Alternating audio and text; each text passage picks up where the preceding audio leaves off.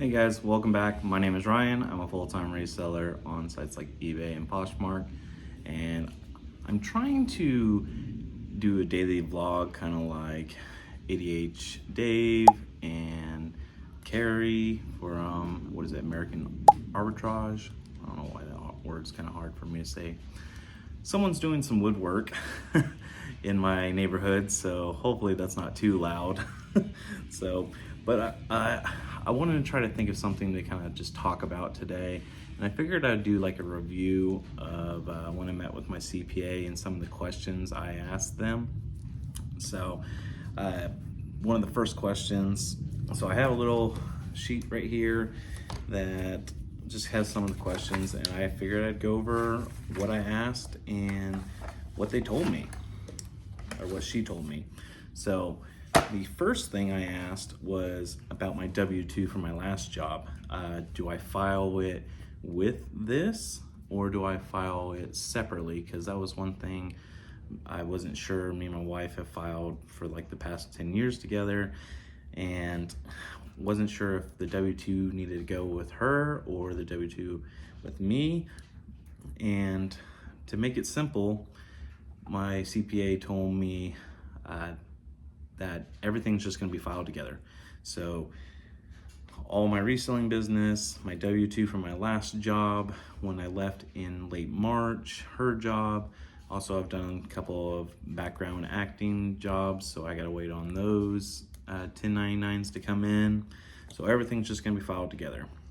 And I do want to point out, I'm not a CPA. I am not a specialist in this area. This is my first year, so keep that in mind. This is just what my CPA told me. I definitely advise find a CPA or someone that knows taxes and get with them to give you the correct answers, especially for different states.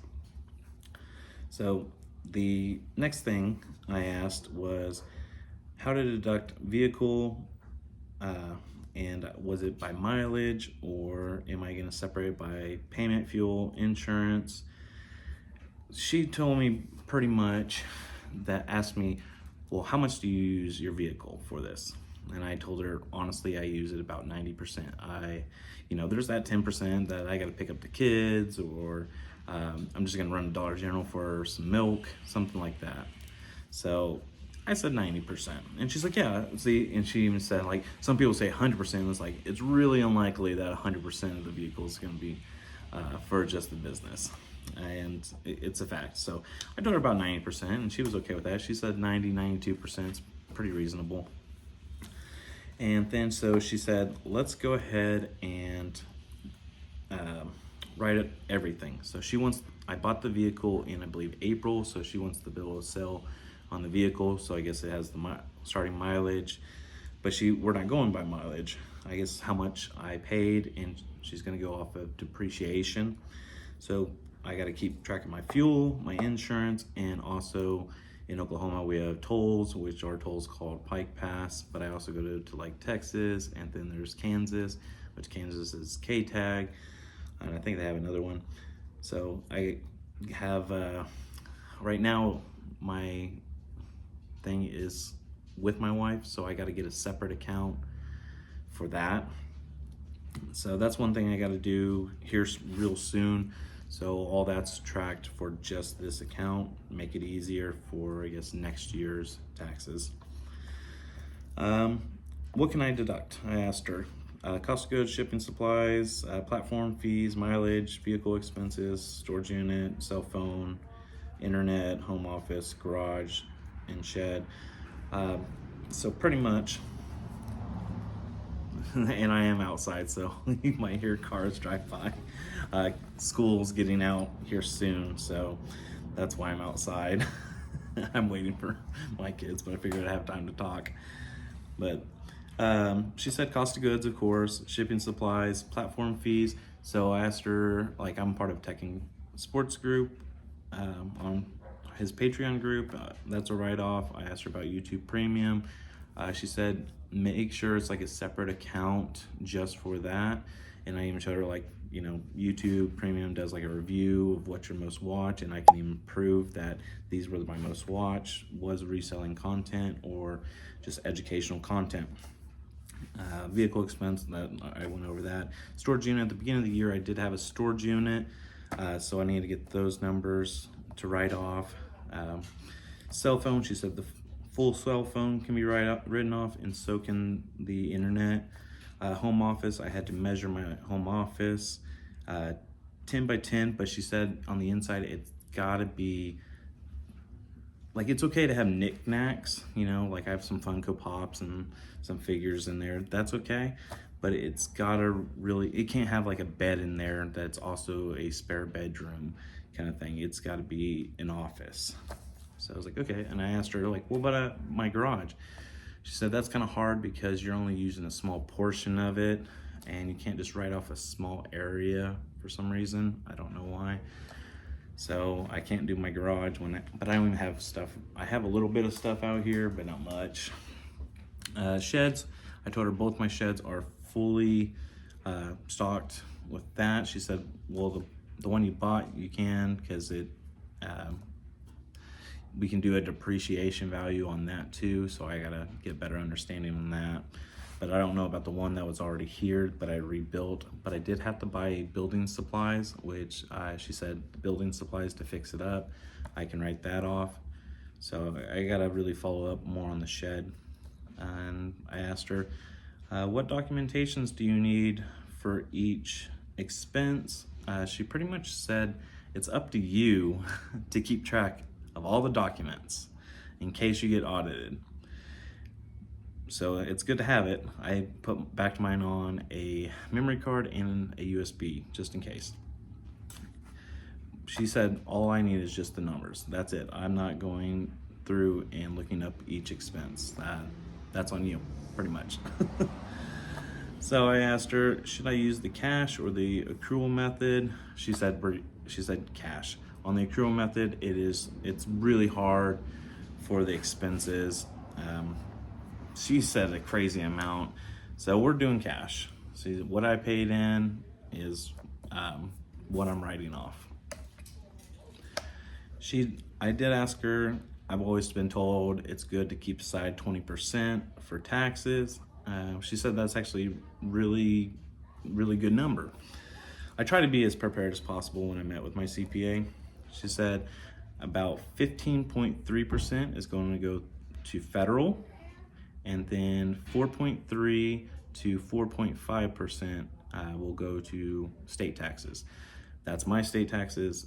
Your state taxes will differ on your area. One thing I want to bring up, because it's only 2 days away, is January 15th is the last day for last quarter. I didn't do quarterly taxes this year. I really needed to, and so I'm gonna have to pay a lump sum. I am gonna go ahead and pay some amount from this past year. I did put a little bit aside, so I will pay that. The next quarterly taxes is April 15th, and I'll put these on the side. So we have January 15th, April 15th, July 15th, and October 15th. So for April 15th, it should be for the months January 1st through March 31st for April 15th. So keep that in mind. If you're doing quarterly taxes, I highly recommend it so you're not paying a lump sum at the end of the year, because it does help. Some of the other platforms I have, along with eBay and Poshmark, was Whatnot. I didn't sell that much on Poshmark, but you still gotta record it. I had 3 background acting jobs last year, so I gotta record that. I also had I had a booth rent at an antique mall, so I gotta make sure I get those numbers. And and then my W-2 from my last job. So that's one thing. And there's gonna be more because I have like student loans I pay on at my house. So that's one reason I'm going through a CPA, like especially this first year, because I don't know exactly what I'm doing. So I'm kind of still nervous about it. She did say it would be a good idea to file for an LLC. It only costs $35 a year, so that's high priority. I'm gonna go ahead and file for an LLC, just protection for anything. She did said to get an EIN number through the IRS, it's free. So I'll go ahead and get that too. Maybe later this week or next week, I don't know. And then to have a separate bank account, which I did that at the beginning of this year to kind of keep track of things. I took measurements of that. She asked me what my roughly square footage was, so she'll take care of that. And making sure there's no sound, not the school bus. No. Had to make sure.